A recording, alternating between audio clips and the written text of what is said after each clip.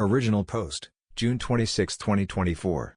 Throwaway because my main account has my coding stuff on it. Quick backstory, my 34 female parents had me pretty young and we struggled a lot growing up. Dad was away a lot for work and my mom started drinking and she was pretty abusive. I was pretty much on my own for most of my life until I was 14 when my mom gave birth to my sister, now 20 female. I'll call her Pam. Mom's drinking got worse, and Dad was never around much because of work. He did a lot of construction jobs all over the state. I pretty much took care of my sister from the moment Mom brought her home from the hospital. I spent all of my teen years and many of my college years taking care of her. When I was 21 my dad got into a pretty nasty accident at work, and he had to go on disability. Mom's drinking slowed down with him home every day and I finally felt comfortable to move out. Until then though I did everything for Pam. Not to mention most of the cleaning and cooking for the household because Mom was often too drunk. From diaper changing to homework help, I pretty much raised her. And honestly, by the time I left, I realized I was never going to want to have kids. We're still close, we talk on the phone every few days, sometimes every day. She doesn't really like that I'm married now and moved 2 towns over, but we still see each other every week. I've always felt very maternal towards her, but I want to reiterate, she is not my child. Because the fight was about that. A couple days ago she called me and was already crying when I answered the phone. I was really concerned and I asked her what happened. I thought maybe she got dumped or something. She starts talking about betrayal and how could I do that to her and all that stuff and I finally get her to calm down. That's when she comes out and says she knows that I'm actually her mom and that I just didn't want her and that's why our mom raised her as my sibling. I kind of laughed because, what in the VC Andrew's right? But she was serious and she started crying again and finally, I yelled, I'm not your mom. I'm just your sister. Or something like that. And she screamed at me that I was a failure of a parent and hung up on me. I called her back but she won't answer. I'm now no contact with my mother because of the early childhood abuse, and my dad passed away 2 years ago so I can't just call him up and ask him to talk to Pam to find out what's going on. I did call my mom's sister, but she's never been that close to the family, and the last time she talked to Pam or my mom was last Christmas. Maybe I handled this all wrong? I shouldn't have laughed, I was just surprised. And the more she started telling me I was a bad parent, even though I'm not and yet I still raised her, I got more and more upset.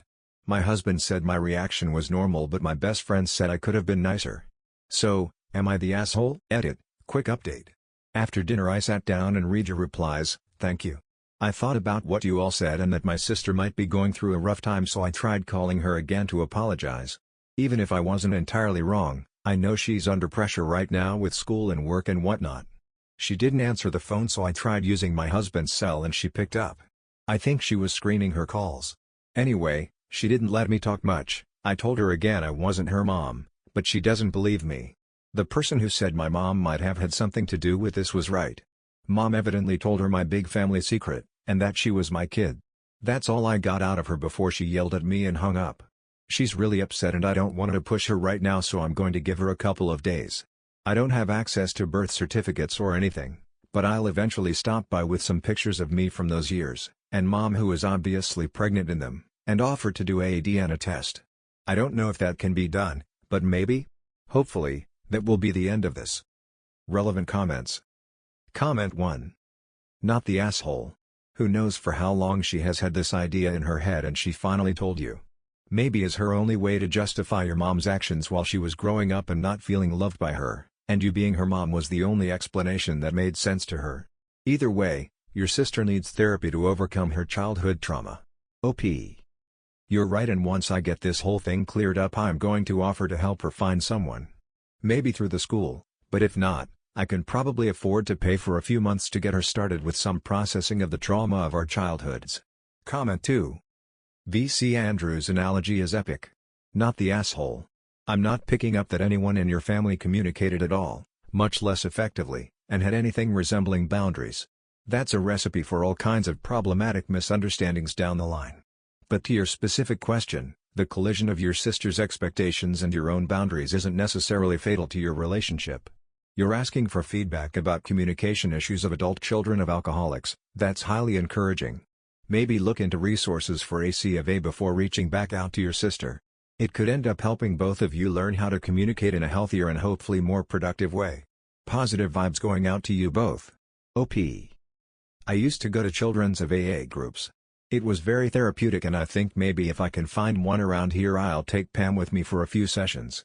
It helped me when I first moved away a lot. Comment 3. Not the asshole in general but, from her perspective, you were her mother because her real mother was absent, and I have a feeling your mother is lying to her because she's being an asshole, not supporting or helping her. Probably your sister screamed at her for being a terrible mother and your mother thinks, I know I can be the grandmother who is putting up with her, lies, and tells her that you are her real mother. Which means her bad parenting and leaving you to parent her wasn't bad parenting.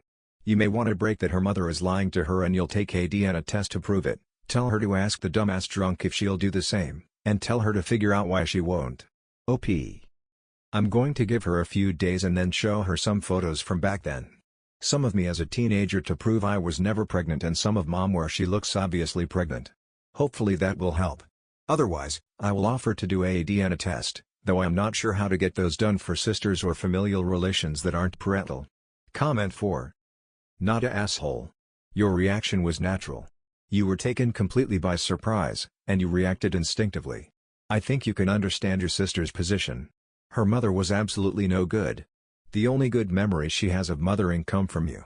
Isn't it natural that she fantasizes that you are her real mother? However, the sad facts are that your mother is her mother. You are the one who was parentified, forced to take the adult role as a child. Do you know any of Pam's friends that you can call? Just to check that she's alright. OP. I didn't think of calling her friends.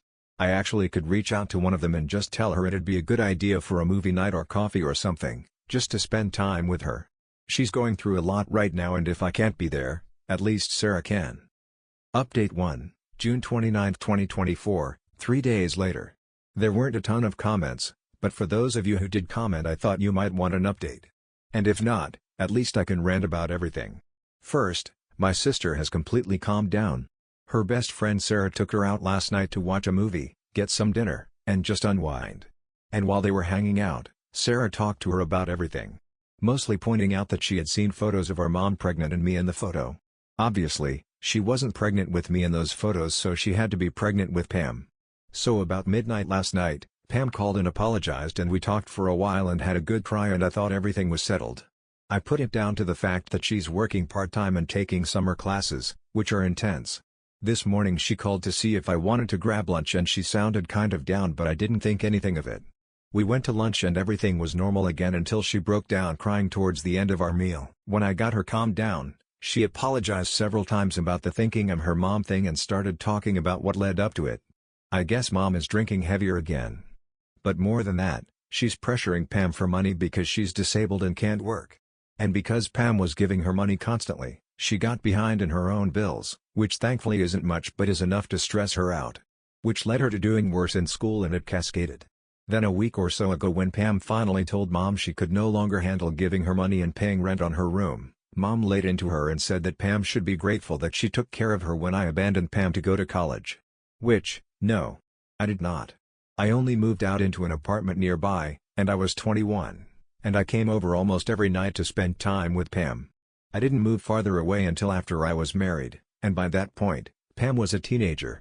Anyway, she told Pam that she didn't have to take care of her because I was Pam's real mother and that because she was such a good person she raised my baby, and so Pam should pay her for that.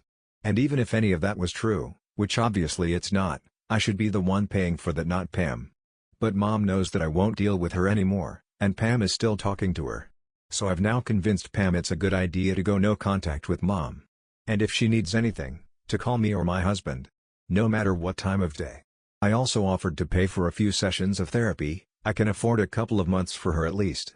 And I'm still trying to find a good children of AA group near us that we can go to. Hopefully closer to her than to me so that she make friends with other people who grew up in our situation. Hopefully, this is the end of all of this. I don't know when I can get Pam into therapy, but that is our biggest concern. That and staying no contact with mom. Thanks again for all the helpful advice, especially about calling her friends. It was exactly what was needed. Relevant comments. Comment 1. If your sister is in college, they often offer free therapy on campus. Just something to check out. Colleges often offer all kinds of services and may even have their own group of Al-Anon or Children of Alcoholics, etc. Comment 2. Thanks for the update. Wow. I'm so glad you had this talk. The whole thing was upsetting for both of you, But the good thing that came out of it was that it brought to light the fact that your mother is bleeding Pam for money, and Pam is reaching breaking point. At least now you have convinced Pam that it is okay to cut off your mother. Also, she knows that you have her back. That is great, and you are a great sister. I hope you manage to get her into therapy and a support group soon, but even what you did already set her on the path to healing. Update 2, July 10, 2024. My mother has a drinking problem, my dad has passed away, and a while ago I went no contact with mom for my own sanity. My baby sister, Pam, on the other hand didn't, which led to a really weird situation. A couple weeks ago Pam and I had a fight because she accused me of being her biological mother. There was a lot of parentification going on when I was a teenager and I pretty much raised her. But I was not her actual mother. However, our mother had decided to tell Pam that I had been a teen mother, abandoned her when I went off to college, and Pam should be grateful that mom raised her. What led to mom revealing that family secret was because Pam had been sending mom pretty much all of her money, which there wasn't a lot of in the first place. Pam's a student, she works part-time, and while she doesn't have a ton of bills, she is roommates with several other girls. It put a strain on her and she tried to cut mom off. So mom told her that story to guilt her into sending her more money. And then Pam, finding out what she thought was a huge betrayal, confronted me. The good news is we worked it all out with the help of her best friend Sarah, and now Pam is doing better. She's starting therapy soon, and she's gone no contact with mom. But none of that has stopped mom from harassing her. First, it started with mom calling constantly. But Pam was firm and held her boundaries and told her that until she's gotten help for her drinking she's not taking her calls. The calls amped up, calling almost every hour, so Pam blocked her number. Then mom started using other phones, like our neighbors, her friends, etc. She's never been much for social media, so mom had her BFF, a friend from back when she used to work, start messaging Pam on Facebook. So Pam blocked more numbers and just uninstalled Facebook. Then mom showed up to the house when Pam rents her room. Pam wasn't there, thankfully, but mom was so awful to the roommates that they threatened to call the police. And now they want Pam to move out. Which, to an extent, I understand. They're all friendly but they aren't friends. And this is added drama that none of them signed up for. My drunk mother showing up would put off the most patient person. Pam thankfully has a rental agreement so they can't kick her out right away, but it's more stress. I'm thinking of breaking my no contact rule just to tell mom to back off. She's not doing anything really illegal. It's harassment, sure, but it's not to the extent the police will get involved. She's not violent, she's not threatening anything, she's just doing her get drunk and make everyone miserable shtick she's been doing since I was a kid. I told Pam to tell the girls to call the police if mom shows up again. But the best case scenario is a drunk and disorderly, which mom has gotten before and spent a whole 4 days in jail for. And that was just because it happened on a Friday night and there was no way to see the judge to set bail until Monday. I don't know, I think I'm just ranting. I don't hate my mom, but I hate what she's doing to my sister. I think if she got clean she might do better, but she's drinking to cover up a lot of emotional problems that she doesn't want to deal with. That she's never wanted to deal with. Instead she made them my problems, and then when I stopped letting her, she made them Pam's problems. I don't want my sister to go through that. I may not have actually given birth to her, but she's the closest thing I'm ever going to get to having a kid, and this has been awful. Relevant comments. Comment 1. If you can, help her move or talk to her roommates about putting up a Ring camera. Maybe both, since your mom might keep showing up if Pam moves without her knowing. Also, can you file a restraining order in your area? If she does show up again and makes a scene, file a police report, so it's on record in the event that she does escalate to violence. You never want a person might do. OP. Good news, they already have a Ring camera. Bad news, no, Pam can't get a restraining order. Like I mentioned, the harassment isn't really illegal. It's harassment but not enough for the police to take it seriously. When Pam called they told her it was a domestic issue. When I called they said it was a domestic issue, and unless mom got violent there was nothing they could do. I already told Pam to call the police if she shows up again, but I can't imagine it will be any different than any other time when mom did something stupid. Usually, the police just take her home. There have been a few times she's been in trouble, like the time she got arrested for drunk and disorderly, or whatever it's called now, but it was a slap on the wrist. The most she's ever been in trouble was when I was about 8, maybe 7. She got pulled over for drunk driving. I was in the car with her and all I really remember is more police cars and mom taking a swing at a cop.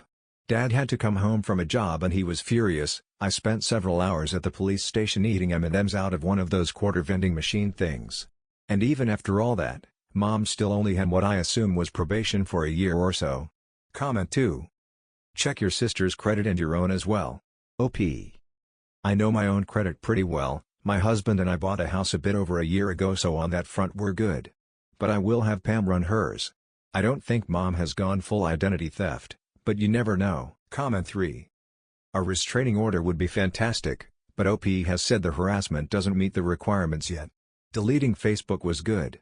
Other suggestions include move when she can so Mom can't physically get to her, and changing her phone number to cut off verbal harassment. She can't call or get others to call Pam if Mom doesn't know what her number is. OP. Changing her number is a great idea. I'll have Pam check with her provider to see how to get that started. I can't imagine that it's too difficult. Comment 4. Besides changing Pam's number, when she moves forward or mail to a P.O. box, or something along those lines, to keep your mom from tracking her to her new residence. Update 3, July 27, 2024. A couple of weeks ago I wrote a post because my mom was harassing my sister Pam. This was because my sister finally cut off my mom and refused to give her money. So the quick TLDR is my mom told Pam a gigantic and easily debunked lie to guilt Pam into sending her money. The lie caused a bit of drama between me and my sister, but we worked it out because, again, it was a very stupid lie.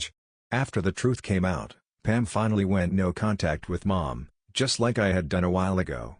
Mom started harassing Pam, and even after Pam had blocked her number, Mom would find ways to contact her. She even showed up at the house Pam shares with her roommates. The police were absolutely useless and told Pam, and then myself, that there was nothing they could do until Mom threatened violence or became violent. The officer I talked to on the phone actually laughed when I mentioned getting a DRO. It was a nightmare. So I took some advice from here and got Pam to change her number, and things kind of quieted down. That's when Mom started leaving letters in Pam's mailbox, just drunken ramblings, and so we called the police again, specifically after the third one. The officer they sent out was incredibly rude and told my sister, and I quote, "If I had a daughter like you, I'd also be driven to drink." Before anyone asks, yes, we put in a complaint. No, nothing happened. After that, my husband and I sat down, worked out some bills, and contacted a lawyer. We don't know any personally, but I did have a coworker who got divorced last year, so I asked him for the number to the family law practice he hired. $150 later, I was able to send Mom an official, "Quit your crap" letter. And for the past 3 days, everything has been blissfully quiet. Then earlier tonight, which I guess technically is this morning, Sarah, my sister's best friend, called because Pam was too shaken up to talk. The police were at Sarah's house and my mom had been arrested. My husband and I hurried over, and by the time we got there the police had already left with Mom. Pam was still crying and having a panic attack. Sarah and Heather were trying to calm her down. I'm just so fucking angry thinking about it. The last time I saw Pam crying like that was when she had found out she was failing biology in 9th grade. She's a perfectionist, you know? I love her to death, but she's so scared of failing. I had come over and she was just sobbing over a stack of papers and miserable, and I don't know. I told myself she'd never cry again like that, but she did, and it was because of our mom, and I didn't stop it. Because Pam was too upset to talk, Sarah told us that they had been getting ready to go out for a late movie when my mom showed up. At first, Pam told her to just go home. Then Mom started screaming at her and Pam sort of froze, and that's when Heather got involved and told my mom that she was going to call the police if she didn't leave. That seemed to work at first, and from what Sarah said, Mom kind of just wandered off down the street.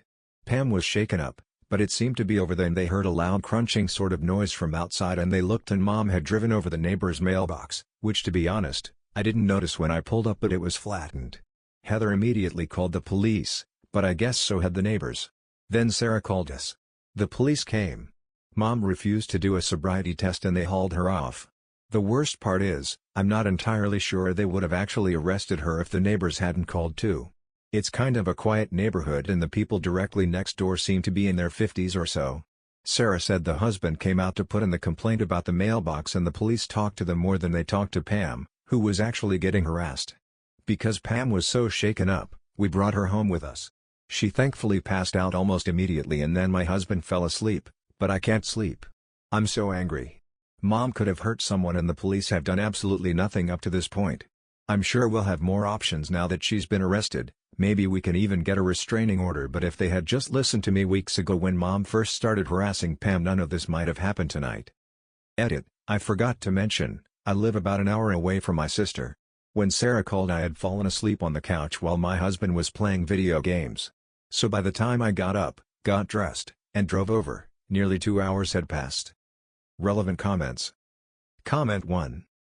If your mom gets out and starts putting letters in your sister's mailbox again, have her call USPS. That's actually a federal crime, and from what I hear, the postal inspectors don't play. Also, those cops are exactly the reason nobody likes cops these days. Comment 2. Can confirm. A friend ran over a mailbox when drunk. It's a federal felony. Comment 3.